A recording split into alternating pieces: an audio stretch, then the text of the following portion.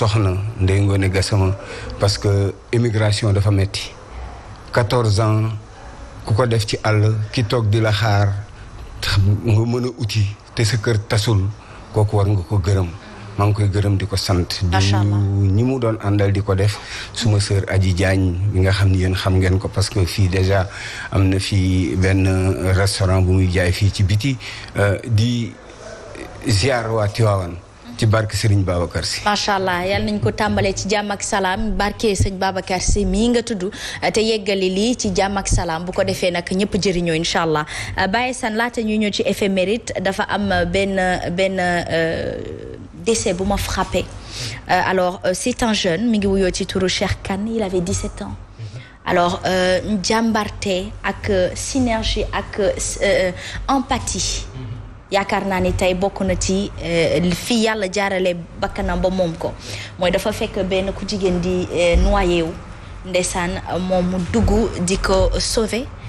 faf sauver na ko nag sax nag macha allah yàlla jëlaale ko foofu ndax courant ndox mi daf ko yóbbaale ñu di masaw bu baax a baax je pense que lii mérité woon na deuil national.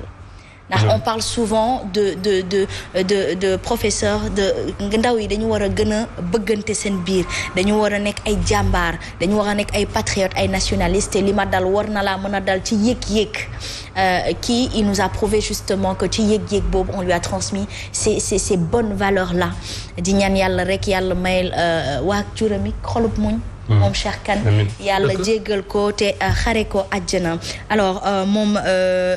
mi ngi doon waaja pour dem États-Unis mais amaguñu exactement fi nga xamante ni moom moo di gox bi mu dëkk fii ci Ndakaaru def ko xaritu Seydina Muhammad sallallahu alayhi wa sallam ci àljana yi gën a koy barke alxuraan te yàlla sarax ci ay jabatam kàttanal leen nag ba ñu mën ko dékku lu diis la wante yàlla bala ko tegee dala kaa teggil yàlla na yàlla oyofal leen ko amiin waay moom ak ndaw yële ñu ñàkk fële si tëng géej dëgg la ci stade ba oui aussi mu amaat jafe-jafe bu extraordinaire lu yéeme bërki dem gis nañu làmb ji démb gis nañu football nawetaan bi le Sénégal di dund ay moment yu diis yàlla na yàlla teggil nu ko masawu famille yooyu yëpp di leen jaale di ñaan yàlla xar leen ci aljana gën a kawe et en leur disant courage parce que du yombul quoi di jaale suñu kilifa yi fi jógee suñu baay bi Lamine Diack bi ñu denc bu yàggul suñu beneen baay bu ñuy wax Pape Malick Gueye fële ci Point E moom tamit démb la fi jógee ñu denc ko fii ci Yoff yàlla na yàlla xar leen aljana yi gën a kawe yàgg seen sarax ci loxo njaboot yi te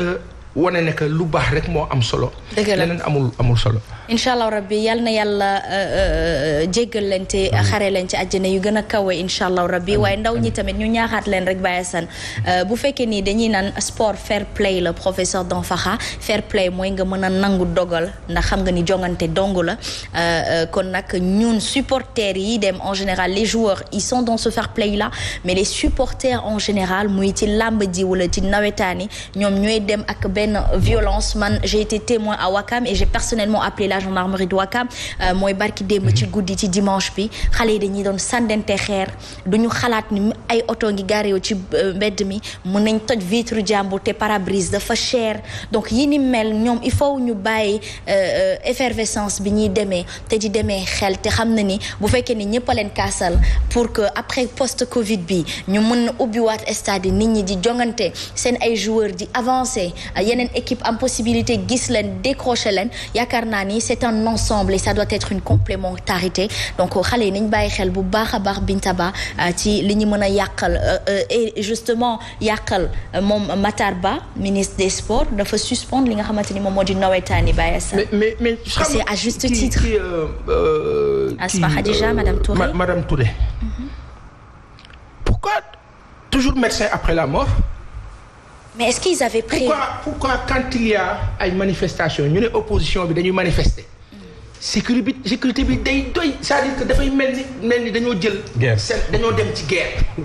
pourquoi quand ce sont les populations qui doivent être protégées mu nekk le service minimum ñu naan la non police bu ñëw dañuy fay dañu war a fay. c'est-à-dire que ñii di organiser yëpp xam ne leen wax bu dee spectacle concert bu dee lu mënti doon bu dee football ak lépp ñu naan sécurité bi dañ leen di fay loolu fan la am te yéen ngeen ne vous êtes garant de la sécurité publique c'est en passant bi si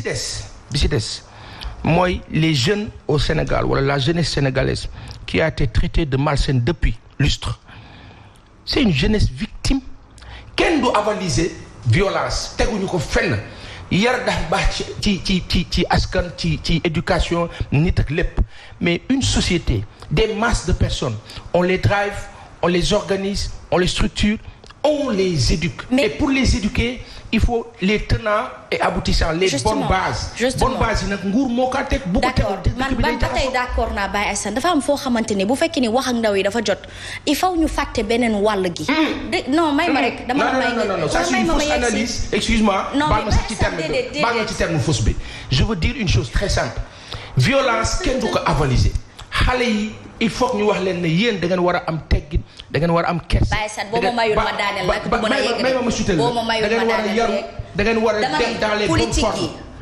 Mais on ne peut pas dissocier cela ak li xew ni Matar Ba il n'est pas Dieu il n'est pas omnipotent ni omniprésent. on parle pas de Matar Ba. waaw dama ne wàllum sport gi bu ñu ko waxee dañuy tudd kilifa gi nga xamante ni moo diite li nga xamante ni moom moo di wàllu googu dama ne gune yi muy mbër yi y a ce qu'on appelle de la responsabilité propre vis-à-vis de soi-même et de sa société il va falloir interpeller à ce stade-là je suis d'accord ndax man bi ma ko fekkee professeur lan laa def j'ai été responsable en tant que citoyenne j'ai appelé la gendarmerie et je pense qu'ils n'ont pas tardé ils sont venus des fois ils ne peuvent pas être partout en tout temps vouloir nous sécuriser de ce sens et dans un autre c'est pas possible Baye Assane c'est ma thèse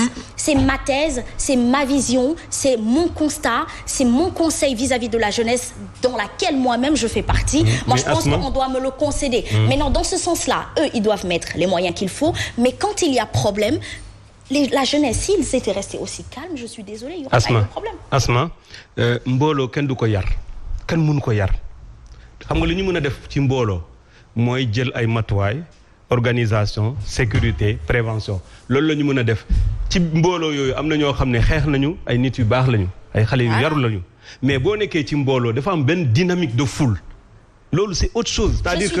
waaw c'est-à-dire individuellement mun nañu nekk ay nit yu yaru mais collectivement c'est autre chose. Professeur, je suis d'accord dans le sens où il faut recadrer mais dama ne bu fekkee ni ki la tegal ay stade ne la yow yaa fi jooy infrastructure de sport mu utal la ko tegal la ko li mu ci am ci yaakaar mooy que yow boo fa demee yow mi ko doon kaas di ko ñaan di nga ci am toppatoo maintenant il y a ce qu'on appelle l'euphorie et